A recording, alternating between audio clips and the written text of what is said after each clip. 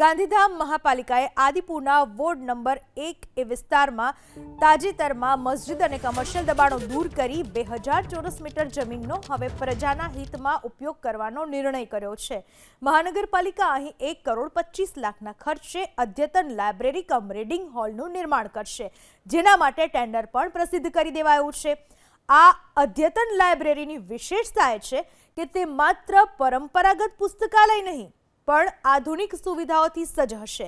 એક સાથે 50 લોકો બેસીને વાંચન કરી શકે એવી વ્યવસ્થા, સંપૂર્ણ વાતાનુકૂલિત રીડિંગ રૂમ, વીજળીનું બિલ ઘટાડવા માટે બિલ્ડિંગ પર સોલાર પેનલ લગાવાશે, વિદ્યાર્થીઓ માટે ઈ-લાઇબ્રેરીની વ્યવસ્થા કરવામાં આવી છે, વાહન પાર્કિંગ માટે પૂરતી જગ્યા અને શાંત વાતાવરણ માટે ગ્રીન સ્પેસ વિકસાવવામાં આવશે।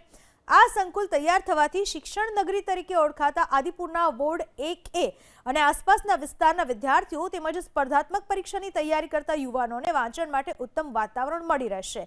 દબાણ દૂર થયા બાદ આ જગ્યાની સકારાત્મક ઉપયોગ થતા સ્થાનિકોમાં પણ આનંદની લાગણી જોવા મળી રહી છે।